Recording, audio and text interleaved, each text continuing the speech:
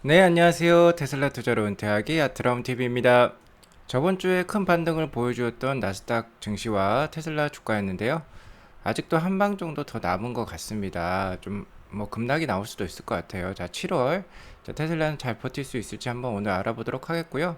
자, 이번 주부터 지뢰받길 증시가 예상이 되고 있습니다. 주목할 이슈들도 알아보겠고, 테슬라는 현재까지 총 몇만 대 정도 팔았을까요? 좀 알아보도록 하겠습니다. 저번 주 증시는 뭐 상해라든지 심천이라든지, 그러니까 중국 신흥시장보다 미국 증시가 더 나았다고 저번 주에 얘기를 드렸었고요. 나스닥은 저번 주에 4.56% 오르면서 좋은 모습을 보여주었습니다. 상대적으로 더 선방하는 모습 보여주었었고요. 이는 뭐 유가가 최근에 급격하게 낮아지면서 나스닥 증시가 크게 반등했다라고 볼 수 있을 것 같고요. 6월 중순부터 유가가 많이 떨어졌죠. 6월 달 중순 정도에 한 120불까지 고점을 찍었던 유가가 뭐 99불까지도 떨어졌다. 지금 한 104불 정도로 다시 올라 있는데요. 이렇게 유가가 하락하면서 테슬라 주가를 비롯한 나스닥 지수도 뭐 6월 중순부터 이렇게 크게 반등을 보여주었습니다.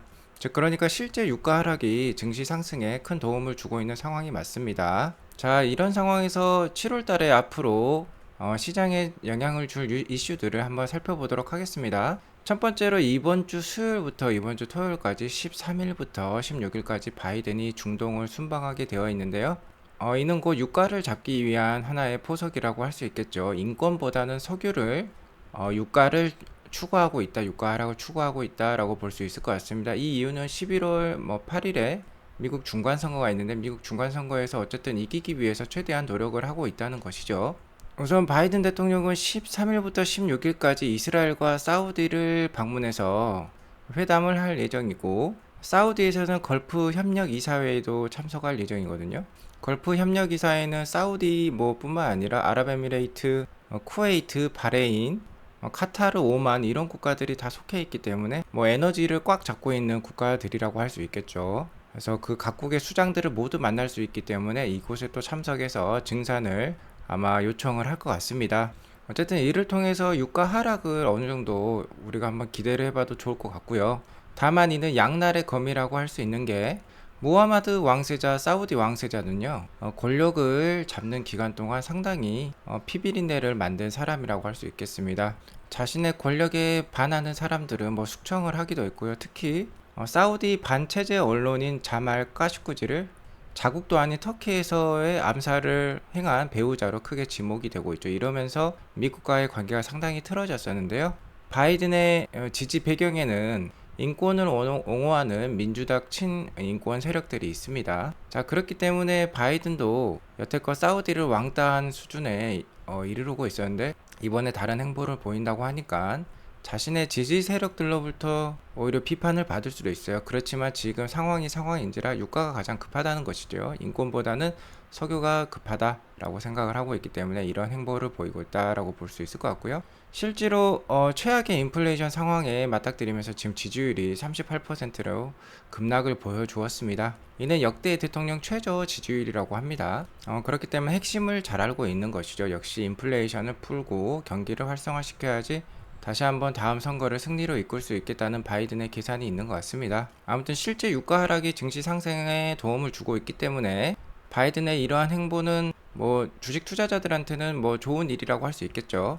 그리고 이번 주 수요일에는 CPI 지수 발표가 있습니다. 자, CPI 지수는요, 6월달 CPI가 발표가 되는 거고요. 6월달에는 유가가 그래도 꽤 높았었어요. 6월달에 120불도 넘었었던 유가를 보여주었습니다. 다만 6월 말로 갈수록 유가는 많이 하락했던 경향을 보여주었는데요. 실제 예상 6월 CPI 지수는 8.7% 정도로 나오고 있어요. 그러니까 5월달 CPI 지수가 8.6%였으니까 그 최대치보다도 오히려 더 높은 수치가 예상이 되고 있습니다. 현재 뭐 유가를 보더라도 6월달 CPI 지수까지는 뭐 크게 높은 수치가 나올 수 있을 것 같아요. 자, 그래서 6월 CPI 지수가 발표되는 7월 13일에는 좀 더 증시에 악영향을 줄 가능성이 높을 것 같고요. 다만 8월부터 발표될 7월 CPI 지수부터는 좀 하락 가능성이 있다고 제가 말씀을 드렸죠. 그러니까 이번 7월 달까지는 좀 유의를 해야 될 필요가 있겠고요. 다음 주 7월 20일에는 테슬라 실적 발표가 있습니다. 테슬라의 2분기 실적 발표는 뭐 관련해서 EPS 컨센서스가 계속 떨어져서 지금 야후 파이낸스에 따르면 테슬라 2분기 EPS는 1.98 정도가 예상이 되고 있고요. 게리 블랙에 따르면은 2분기 EPS는 1.8 10까지 좀 떨어져 있다라고 합니다. 이는 블룸버그 예상 컨센서스라고 볼 수 있겠고요. 최근에 올해 예상 EPS를 보자면요, 11.58 정도가 나오고 있습니다. 최근 이 EPS 전망치 빨간색 수치를 보면은 좀 떨어지는 모습을 보이고 있죠. 2분기 EPS가 떨어지고 있기 때문에 전체적으로 2022년 EPS도 이렇게 하락하고 있다는 거 우리가 확인할 수 있고요. 다만 지금 주가가 약 한 70불대까지 올라와 있는 상황이지만 괴리감이 상당히 커요. 지금 EPS하고 주가의 괴리감이 이렇게 크기 때문에 주가는 상당히 지금 저평가되어 있는 모습 우리가 확인할 수 있습니다. 자, 아무튼 테슬라 실적은 좀 안 좋을 것 같으니까 유의할 필요가 있을 것 같고요. 7월 말에 가면 이제 대망의 FOMC가 있죠. 또 한 번의 강력한 긴축이 예고가 되고 있습니다. 실제로 저번 주에 발표되었던 고용 보고서는 상당히 경기가 양호하다는 것을 보여주었죠. 비농업 부문 일자리 증가세는 지속이 되고 있습니다. 예측치는 26만 8천이었는데 37만 2천이 나오면서 예측치를 크게 상회하는 모습이었고요. 실업률도 3.6%를 기록하면서 사실상 완전 고용 수준에 이르르고 있습니다. 자, 그렇기 때문에 연준에서는 이번 달에도 강력한 긴축을 시사를 하고 있습니다. 고용이 상대적으로 양호하다는 것은 어느 정도 금리 인상을 높게 가져갈 수 있는 룸을 제공하고 있다라고 볼 수 있을 것 같고요. 연준은 다시 한번 저번 주 의사록에서 얘기했듯이 일정 부분 경기 둔화를 감소하더라도 물가부터 잡겠다라는 의지를 표명하고 있습니다. 자, 이러한 사항들을 종합해 봤을 때요, 그나마 좀 다소 좋은 점은 유가 정도가 있을 것 같습니다. 바이든이 또 이번에 열심히 노력해주면 또 유가가 좀 낮아질 수도 있겠죠. 다소 떨어질 여지가 있다고 보고요. 앞서 말씀드렸다시피 이번 주에 발표될 CPI 지수는 높게 나올 것이고, 테슬라 2분기 실적은 안 좋을 것이고, 또 그 다음 주에 발표될 금리는 아마 자이언트 스텝 0.75% 정도 올라갈 가능성이 높습니다. 자, 이러한 분위기를 종합해 보았을 때 좋은 건 하나가 있고 나쁜 게 한 세 가지나 있는 것이죠. 자, 분위기상 한 차례 더 쉬어갈 수 있는 흐름이 높지 않을까라고 저는 보고 있고요. 자, 조심히 투자해서 나쁠 이유는 없습니다. 워렌 버핏이 얘기했듯이 주식 투자의 첫 번째 원칙은 잃지 않는 것이고, 두 번째 원칙은 그 첫 번째 원칙을 지키는 것이라고 했죠. 자, 보수적으로 천천히 투자해도 우리가 투자할 기간은 죽을 때까지 투자할 수 있는 거예요. 투자할 기간은 워낙 오래 남아 있으니까 천천히 하셔도 되겠다라고 말씀을 드리겠고요. 저번 주 한 주가 업종별 종목별 등락률을 보면 테슬라가 가장 많이 올랐어요. 자, 테슬라는 컨슈머 시클리컬, 그러니까 경기 민감 업종에 속해 있죠. 임의 소비재라고 합니다. 그러니까 사람들이 돈이 많이 생겼을 때, 가처분 소득이 많아졌을 때 소비가 크게 일어나는 그런 소비재에 속해 있고요.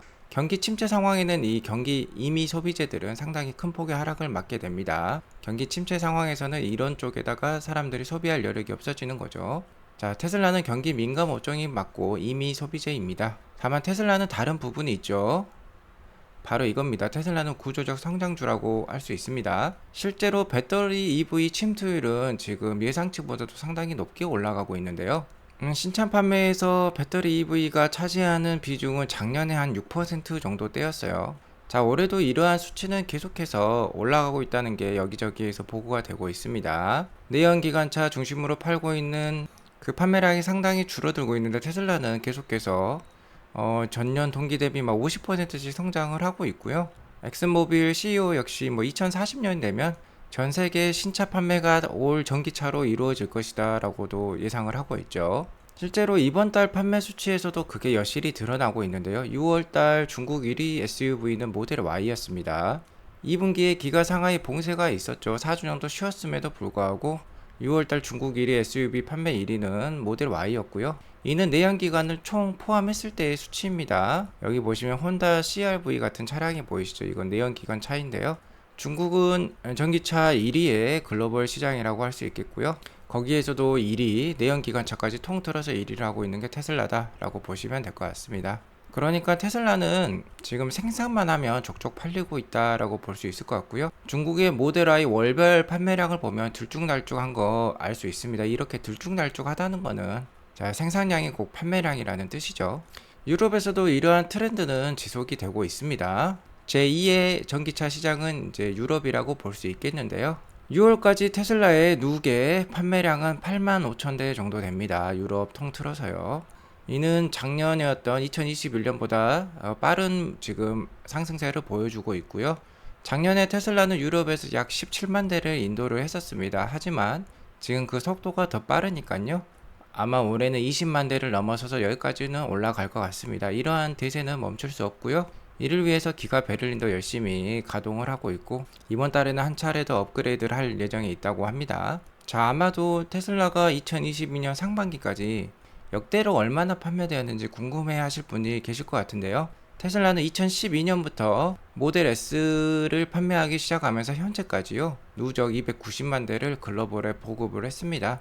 약 10년 동안 290만 대 정도를 보급을 했다라고 볼 수 있을 것 같은데요. 자, 올해 하반기에는 83만 대를 추가 판매할 예정에 있어요.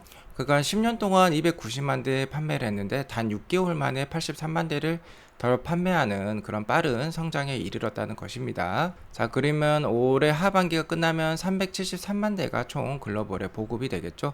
이러한 성장 속도는 더 빨라지고 있다라는 거 우리가 확인할 수 있었고요. EV 침투율이 5%를 넘어서면서 그 보급 속도는 더 빨라진다라고 볼 수 있을 것 같습니다. 실제로 애플의 스마트폰 역시 글로벌 보급률이 5%가 넘어서면서 정말 빠르게 전 세계 소비자들에게 퍼졌다고 볼 수 있습니다. 5%가 한마디로 진입 장벽이라고 할 수 있는데 그 수준을 넘어섰기 때문에요. 더 이러한 추세는 더욱더 가팔라질 수 있을 것 같습니다. 자, 아무튼 이런 것들을 종합해 보건데 경기 침체가 오더라도요, 테슬라의 실적 성장은 지속이 될 수 있을 것 같고요. 그러한 경기 침체 상황도 가장 빨리 파악했던 게 바로 일론 머스크 CEO라고 할 수 있겠죠. 일론 머스크 CEO는 그러한 경기 침체 상황이 오면 다시 한번 테슬라의 전략을 수정한다든지 아니면 더욱더 획기적인 혁신적인 제품과 서비스를 만들어서 시장에 잘 대응할 거라고 저는 생각을 하고 있고요. 하지만 7월 달에 CPI라든지 2분기 실적이라든지 금리 발표 같은 게 시장에 상당히 투자자들에게 부정적으로 나올 수 있기 때문에 7월은 유의할 필요가 있겠다라고 말씀을 드리도록 하겠습니다. 7월 한 달 남은 기간 잘 버티셔가지고요. 8월 이후부터는 테슬라의 호재들이 많죠. 하반기 어느 정도 반등이 또 기대가 되니까 7월 달에 농사 씨앗을 잘 심으셔가지고 하반기라든지 내년 말까지 좋은 수확을 거둘 수 있도록 잘 대응을 해두시면 좋을 것 같습니다. 자, 오늘 이렇게 방송을 마치겠고요. 오늘 방송이 도움이 되었으면 구독과 좋아요 알람 설정 눌러주시기 바라겠습니다. 자, 이번 한 주도 화이팅 하세요. 감사합니다.